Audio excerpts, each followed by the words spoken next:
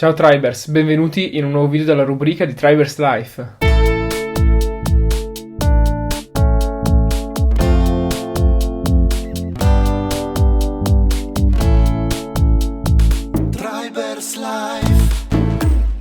Visto che molti di voi nei commenti mi hanno detto che avete apprezzato questo video qua, io ho deciso di sentire Fabrizio e di chiedergli se potevamo fare un mini corso da dividere in 3 video di 3 puntate di Tribers Life, dove andremo a sfruttare la sua esperienza come Triber Coach nella ricerca di bug di valore in specifiche applicazioni. Questo mini corso sarà diviso in 3 per ovvie ragioni di lunghezza, ma conterrà davvero un sacco di elementi che spero possano aiutarvi, di trucchi e di consigli per andare appunto alla ricerca di bug di valore, come identificare bug di valore e chiaramente come portarli correttamente. Quindi sia esempi a tutto tondo, sia trucchi e consigli per andare a cercarli, e sia in generale vedere anche semplicemente che aspetto abbiano bug di valore in base al contesto della specifica applicazione che andiamo a testare. Vi ho parlato di applicazione perché questo primo video sarà girato interamente sul cellulare e passiamo direttamente la parola a Fabrizio e vediamo che cosa ci insegna oggi. Ciao Triber, oggi andiamo a fare un po' di bug finding su un'app di un brand famoso che abbiamo visto anche in una campagna di trading. Allora, andiamo a vedere insieme un primo bug che riguarda un'impostazione molto in voga negli ultimi anni. Parliamo del tema scuro e tema chiaro. Lo possiamo trovare nelle impostazioni del nostro device e lo possiamo abilitare all'occorrenza. Partiamo con la modalità chiara, che è quella più standard, e apriamo l'app.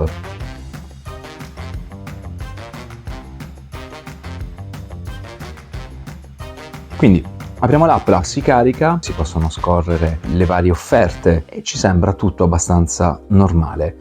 Andiamo a vedere con la modalità scura invece che cosa succede. Passo nella modalità scura. Benissimo, possiamo notare già qualcosa di molto strano. Tutto quello che prima riuscivamo a leggere adesso non si legge più, quindi i testi non ci sono e comunque i box sono bianchi. Questo è un bel problema di graphic, diciamo, in un primo impatto. Quindi se noi andassimo soltanto a valutare quello che è il problema è graphic, ma nella realtà dei fatti questo non è un bug graphic, ma è un bug malfunction, e anche high, direi, perché impatta pesantemente su quella che è l'usabilità dell'app, tant'è che non riusciamo a leggere il testo. Non solo, non riusciamo a leggere i box che sono qui in alto. Qui si legge all'inizio quello che c'è e poi continua a non essere leggibile il testo che comunque c'è qui dentro. Quindi è un bel bug impattante, anche perché impatta su più aree della stessa app. Andiamo a vedere un altro bug. Mi sposto in aiuto e FAQ e vado a verificare quelle che sono le varie sezioni disponibili.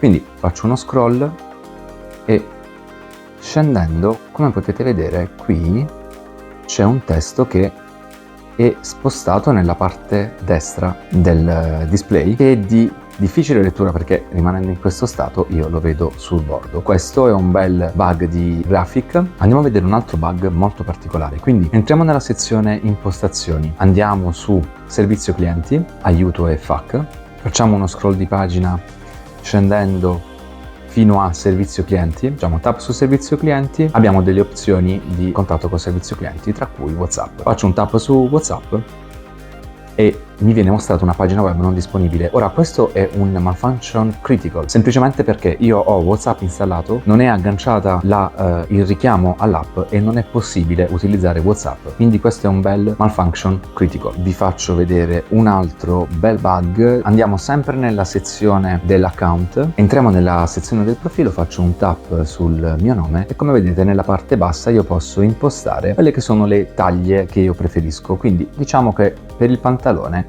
la mia taglia è una M, salvo, mi riporta nella pagina del profilo e rientro per verificare che in effetti la taglia sia rimasta quella. La taglia è rimasta quella per il pantalone, ma qui sono scomparse le taglie che prima mi proponeva. Quindi c'è un comportamento anomalo che io definirei uno usability medium, semplicemente perché è vero, impatta l'usabilità, ma non così pesantemente. Andiamo a vedere un altro bug che può capitare, che è un bug, diciamo, di performance. Io mi trovo nell'app, entro nella sezione profilo e ovviamente mi deve caricare il profilo.